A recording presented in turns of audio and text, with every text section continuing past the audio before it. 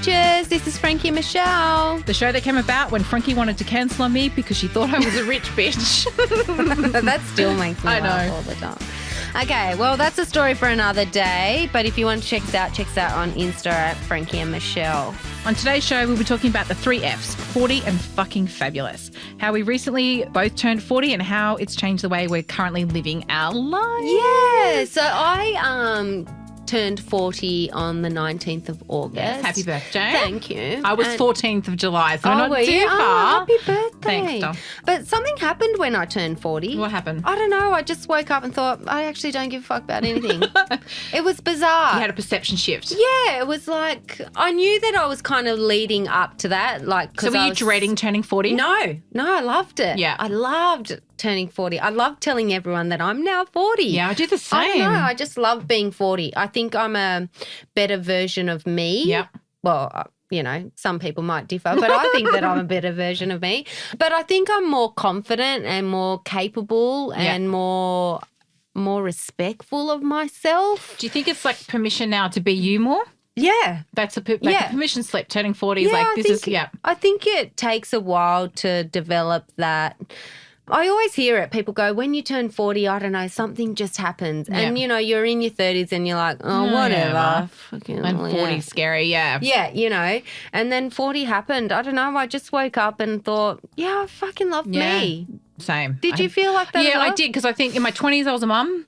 In my 30s I was still a mum but trying to work, trying to juggle it all, and I didn't have an identity. And now that I'm 40 and my kids are older, it's like, this is me. This is who I am. This is how I've come. I feel like I've come out of it. Does that make sense? I've come out of motherhood. I'm still in it, but it doesn't define who I am. And I think that I don't give a shit who I piss off, because I've come this far and I've earned the right to be me and say what I want to say, and I have an opinion. And I just found that in my 20s, I worked in a very male-dominated industry, and the chauvinists and the you know, it felt off and never felt right. And then I was a mum, and then, you know what, now if someone says something chauvinistic or is a complete asshole to me, my husband takes a step back because he's like, watch this. Yeah. Because I have not afraid. Do you want me to tell you a story that recently happened to me? Yeah, So we mentioned in the other episodes I drive one of those big American Rams, right? I won't say where I bought it from.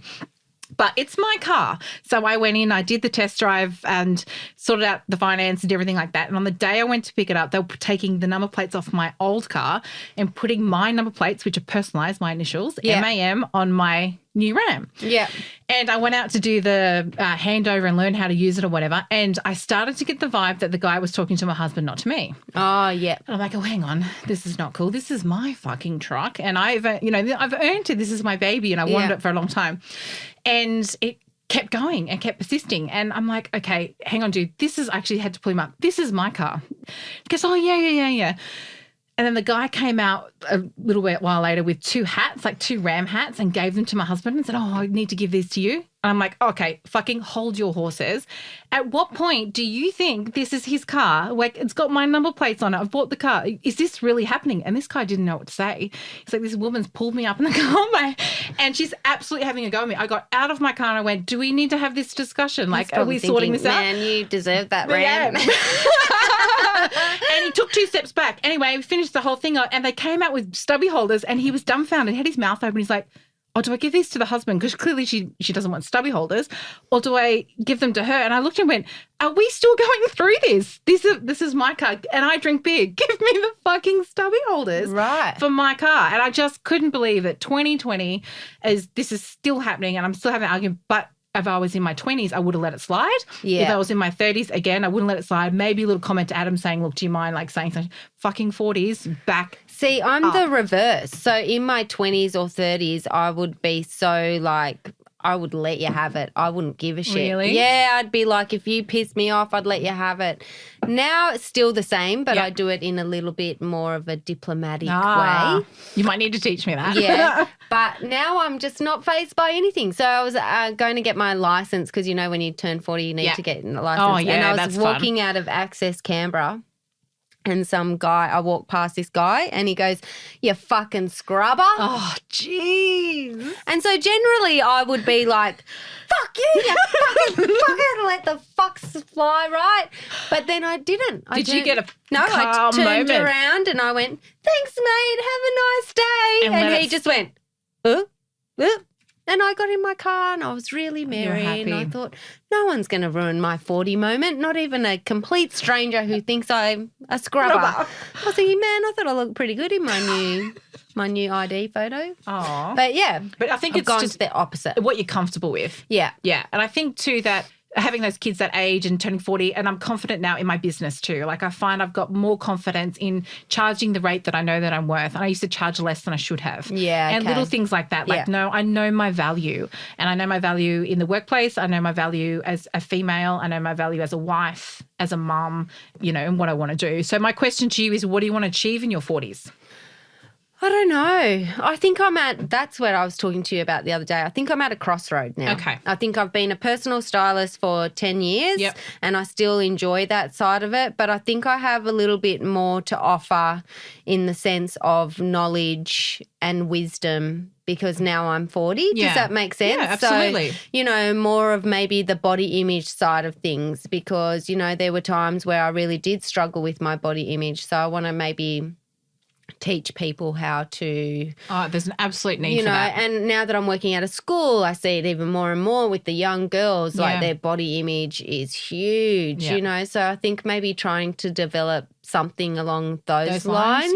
Rebranding myself. I feel like I need to rebrand myself. I feel like I'm a different me from everything that I've gone through, and I guess we'll talk about that in later episodes. But, you know, like from all the stuff that I've been through that's led me up to this, I think I'm really happy being me. So I think I need to now find a new version, not a new version of me because I still like parts of the old me. I just think, a new brand of me. It sounds like you're open to new opportunities too that maybe you weren't open to before that you're ready for now. Like And I think if they came and got me, I would be okay. Like if you asked me to do a podcast, you know, in like even maybe a year ago, I would have said, oh, no. No. Isn't that crazy? No, I wouldn't have been confident enough to talk into a microphone and have a conversation about things that we're having a conversation about. And you just got to that point now. It's 40, it's going to happen. Like, it's not going to happen. Yeah, I don't want to die not trying something or not giving it a go or putting yourself out there a little bit. Yeah, putting yourself out there. And I think you do. You get that confidence all of a sudden that you're like, oh my God, I can do this. Yeah, 100%. You know, and that confidence too within your business. Like for me, I used to be so focused on getting my next client and, you know, I just got to show people that I'm like super busy and blah, blah, blah. Whereas now I'm like, no, I've got clients. That's right. I don't need to show anyone that I've got clients. I know what I'm doing on a daily basis, you know. So I think that whole business, the way that you think changed when you were 40 as well. Yeah, just completely and utterly comfortable. Yeah. Yeah, definitely. And being a better parent and all of that better stuff partner too. and better things partner. Like that. You know, my husband's known me since I was a little girl. Oh, that's crazy. Like I remember when I met him and he told me he was 32 and I was 19 and I was like, oh my God, you're so old. 32 is not old, but we're talking about 40. And you think, mate, you're like, far out. 40 is not, you know. It's not old. It's not old. It used to be. I remember my grandparents, when they were 40, and it has happened to a couple of people I'm friends with, people give up. Like back in the day, when you were 40, you were old. I think they just came from a different It's a different generation. Like my mum, she came from the war. She came from Italy. They were poor. You know, she had to make her shoes for her siblings. Like a totally different life. You know, my mum devoted her life to her family. Yeah. You know, she never exercised. She never looked after herself. It was all, you know, she had to cook and clean for her family and that was the most important. So I think a different way of life. Whereas we have, I mean, she worked with us. Don't get me wrong. She worked. But I just think a different way of thinking. Yeah, definitely. Opposed to the way that we think. Yeah. But in saying that, I got friends who turned 40 and gave up. It was like a permission. I've taken it as permission slip to be me, do more and do what I want to do. But some people have taken it as permission, in my mind, to give up. Like they've got to that point, it's like, okay, well, I don't really care about how I dress anymore. I don't really care about going to the gym. And it's sort of like they're married, they've got the kids and it's an excuse. And I find that terribly frustrating because I lost a friend who was 38 to cancer and I was standing at her funeral and I thought to myself, fuck this. She's not here. She doesn't get the opportunity. I'm not going to pass on my opportunities because that's not fair to her. Yeah. So I've taken that inspired me to keep going and do what I want to do. But some people hit 40 and that's it. They just give up. No, I think for me, my life is just beginning. Like I've never travelled because I was obviously pregnant and had the children and whatnot. And then, life gets in the way, all of that stuff. So I think for me now, the next part of my life is I'm going to go travel. Yeah, that's brilliant. That's what as soon as these damn borders open. I don't know where now, I'm will going. you take the kids with you or are you going with hubby? I do want to do one trip with the kids, with all of us together to Europe. I want to go to Italy and I want to go to Greece with my family. So that's on my to-do list. And then, I don't know, short trips around just every year. I want to try and get away and take my kids to explore things while we can. And exactly. Yeah, so I think that's on the to-do list. Sounds good. But I don't think I would have been confident enough doing that when I was younger. I don't think it's with little kids either. You can travel too far on planes with little kids. And I remember we hard. went to Fiji. Oh, yes. And my youngest, he was only 2. Well done. And he got so sick. Like he was so sick. They're going, you're going to the mainland. I'm like, I'm not fucking going on the mainland. I've never even been overseas and you want me to take my child on mainland. I was like, just give him a jab of something. Yeah. So the witch doctor gave him a jab in the ass. Yeah. Got rid of his temperature, but he was so sick, poor thing. And I was like, oh my God. Never doing this again. Yeah, I was like, no, I'm never going to a third world country with a small child ever again. And so what does 40 hold for you, do you think? Well, 40 was cool for me because my kids have a path for me. So Oliver has a path with his horse riding, his dressage, he's good at school. My daughter has basketball and she's happy, she's healthy. And so I can sort of not ease up on the, the pedal a little bit, but I just feel a bit more confident. For me, it's growing my business. So I have something when they're off living around the world. My daughter, odds are, will end up in the US playing basketball and my son will end up in Germany. So Germany's the mecca of what it is for his sport and he's already speaking 2 languages and he wants to do geopolitics and work for the UN. Wow. So he's next level. So my goal is to get my business to a point where I can then travel and stay with them. Yeah. Because I don't want to be separated permanently from my babies and they will fly the nest. They're just those kind of kids. So I'm trying to design our life now so I can go and spend quality time with them in and around the world. Yeah. But 40 for me too is, so my book's coming out this year, my first book, and I wrote it 2 years ago and I'm very proud of it. It's amazing. But in that 2 years, my life has changed and I feel that I'm writing my second book. It's much more raw, much more honest because I'm no longer afraid to say what I'm completely and utterly thinking. In my first book, there are examples of people who piss me off and the stories of them are in the book. So if you want to know if you're in the book, you need to buy the book. I can't wait to read it. But now it's a matter of, and people know that about me now, if you come at me or if you want to have that discussion I'm going to tell you exactly what I think. It's exactly what I feel. It feels like it's permission. Yeah, this is this podcast. Yes. If you want to piss us off, tell us. We'll talk about it. And you got to be careful because you're either going to be in print. We won't mention any names, but you will cop it. Absolutely.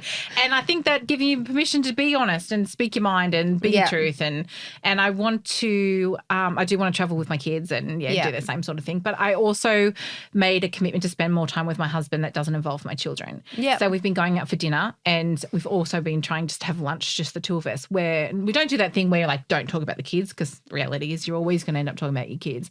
But spending quality time together, when the kids are not around is so important. And, we're cactus at night. If you come at me at 9:30 at night and you want to have a kiss and a cuddle, I'm like, I'm done. I'm tired. 9:30, mate. Dude. I don't even make it to 8:30. I'm sound asleep. So we do crazy things where we make appointments with each other to have a special time during the day, during the work hours, on a Thursday morning. You want to know where we are?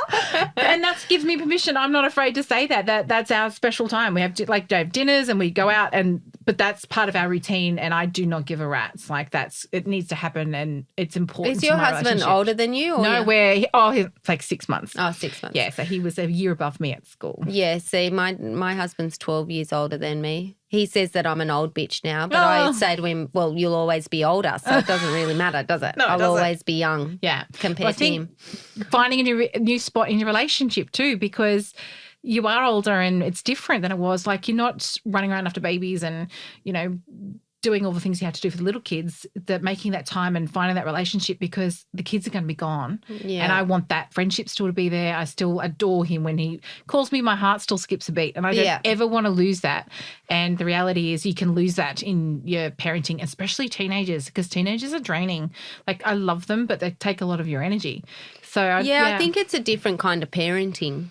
It's not the same as when they're little. When they're teenagers, you have to be more engaged in their life. Yes. And this is what I say to parents. Don't worry about what happens in primary school. No. Don't worry about that. You need to be on their asses in year 7. Absolutely. High school. You need to know where they're hanging, who they're hanging with, what they're doing before and after school. Yeah. You need to know all of that, because this is where they change. This is where they go. My son's school, when he started year 7, the assistant principal put us all in the hall, sat us down and said, the only issue we have at this school with teenagers is the parents.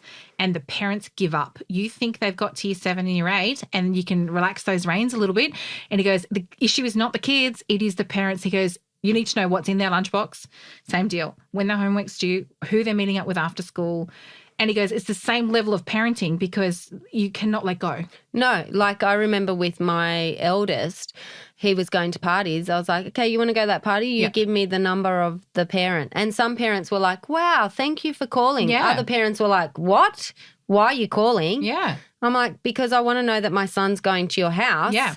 And I want to know what kind of party it is. Yes. And what time I can pick him up. Yeah, absolutely. Or if he's staying there, is it okay that he stays there? Yeah. You know, and some parents were like, oh my God, thank you, you're the only parent that's called. Or, you know, why are you calling for? Yeah. But I did that all the way up until year 10, until I felt in my heart that he was respectful and he's got it. You know, my middle child, he's a bit more wild. Yeah. So he's not allowed to do anything. Until he's 40. Until he's 40. I'm sorry. It's just because he hasn't quite managed to make a good connection with great friends. You know, his friends absolutely. and they're great kids. I'm not saying that they're not great kids, but, you know, they're already doing stuff that they shouldn't be doing, and I don't want my child to follow suit. No, it's a different level of parenting, and it's just and tough conversations. Yeah. And talking about things that my kids come home and will ask me something and it blows my mind that they knew that what it was. And my daughter asked me something one day and I had to Google it. Oh, and I hadn't even heard of it, and I had to read it out loud to my husband in front of my daughter, and she goes, is that what that means? I went, holy shit. What did you know? I said, she goes, I heard it, didn't know what it was, but I love the fact that she came to me and we could Google it and talk about it and move on. But these kids, man, it's just, and they sidetrack you sometimes. You're like, whoa, like that's TikTok. Yeah, TikTok I hate is TikTok. a killer. We need to band together TikTok. to ban And it. TikTok, to ban TikTok. Yeah. It is the worst thing ever. I've never created. done one. Have you ever done a TikTok for you? I did one Did with, I did one. I tried to do one for my fashion thing and quickly realised that wasn't my thing. And then is it because we're 40 and we're too old? Yeah, it just didn't work. Yeah. And then I did a couple with the kids at school. Oh, bless. You know, they're Yeah, like, that's cool. Miss, do a TikTok with me. I'm like, okay, whatever. Yeah. But yeah, it's not a great thing. No, definitely It's not a great thing. Going back to being 40. Yes, doll. Are you comfortable in your body?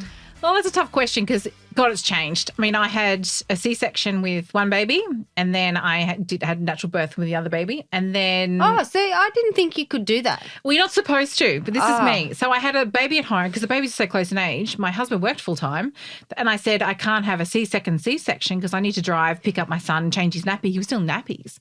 And they said it can be done, but it's not often done, and it's can be quite dangerous. Yeah. And I think my husband looked at the obstetrician and went, you do not know this woman. He goes, whatever she wants, she will do. Yeah. And I did 16 and a half hours of labour. Oh. And I had her and then got in the shower, got changed, had a nap, and that was it. I was done. I was ready to go home to my son, and everyone was back at work, and I just rolled with the punches. But what it meant was having 2 babies in 2 years, my stomach is just trashed. Yeah. And then the C-section, and then I couldn't breastfeed my babies, and my boobs were horrendous. Like, it was just the saddest story you've ever seen.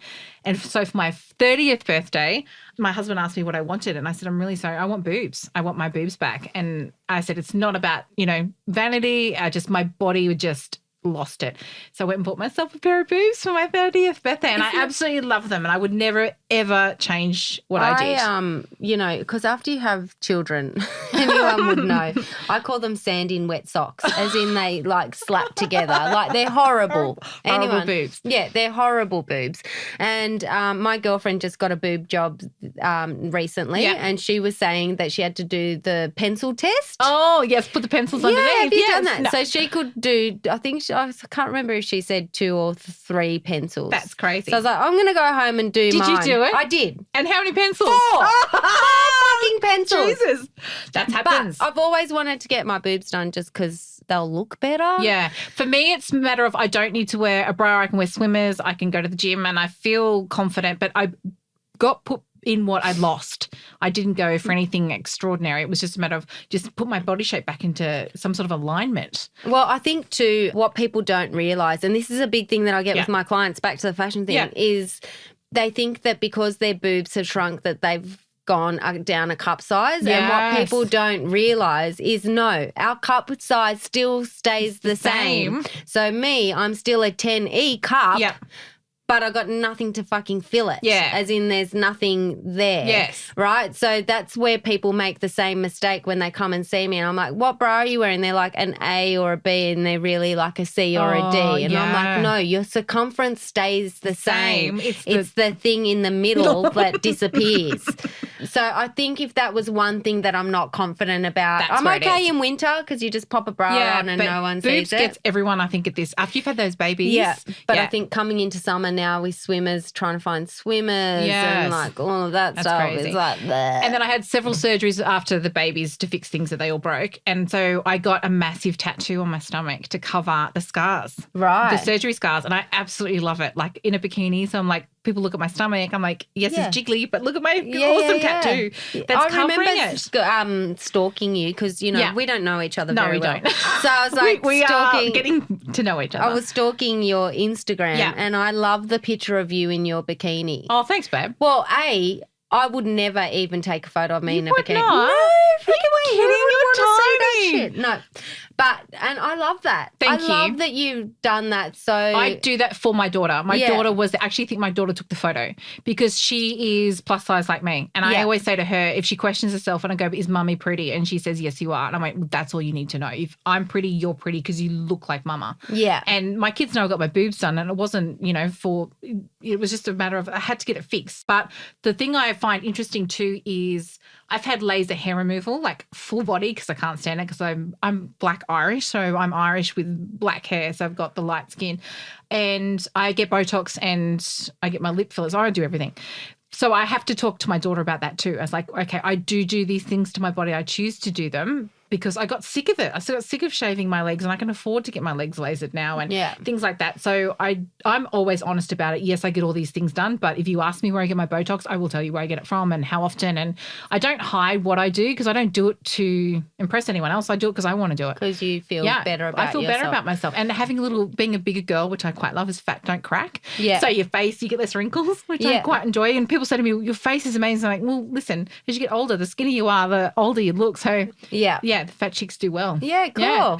I haven't had any work done. No. A lot of my friends have, and I've nothing against it. I actually don't care what it's your face. I just haven't done it because, I don't look at myself in the mirror and think, I need work done. No. Like I just don't look at myself that way. I look at make sure I don't get mascara in my eye. That's about the only thing I look in the mirror for. But will I get it? I don't know. Yeah, I don't know if I ever will. Yeah. I don't know. I like the thought of women aging gracefully, and I think that it's good for a short period of time. But then I think there is a cutoff point where it goes too far. Yes, big time. I think that you really have to reconsider it. Like do it and then just check in. Yeah. And I've got a couple of friends I'm always like, just let me know when I get to that point where you're like, oh, this is not okay. Yeah. And you're going to be one of those friends now. Pull me up. Let me know if I look plastic and I'm going to melt in the sun at 60. Like, this is not happening. I'll be like, man, your eyebrows are not straight. Yeah, so it's interesting, isn't it? Am I 100% confident with my body at 40? Yeah. No. Will I be? I hope so because I don't really want to live like this anymore. I did yesterday finish watching the Embrace documentary. Have you seen that? Yeah, because I shared that on my Insta. And I didn't, because you were going to watch it with your girls. So I've watched that 3 times and I've actually met Taran. Oh, have you? Yeah, incredible. It changed my life. Every girl in Australia in high school should be shown that movie. Yes. It's I'm in the important. process of showing the girls at school. Yeah. It's the most incredible documentary and how it came about and just the reality of how we need to embrace our bodies, and it's about health and fitness. It's got nothing to do. But just how much it's in our faces 24/7. Yeah. That's what I was saying before. And the other episode about the 90s models, it was magazines and that's all we had. But it was magazines, you could toss them. Yeah, that's like, true. you know, the social media's in your face. I used to hate watching Baywatch. Fucking Pamela Anderson. She ruined my life. I was like never like her in None of us look like Pamela Anderson. any way, shape or No, form, that's right. It was know? None of us look like anything like that. Whereas I think now there's like multiple people that, like I've said to the girls, block people that the pleasures of having social media is that you can block from seeing it. Absolutely. So I've blocked the control. Kylie Jenners and the KKs from popping up on my feed because I just want to stab them in the eye. Yeah. You know, so just like blocking them. Yeah, and follow people that inspire you and you have a choice and how to do that properly. And yeah, absolutely.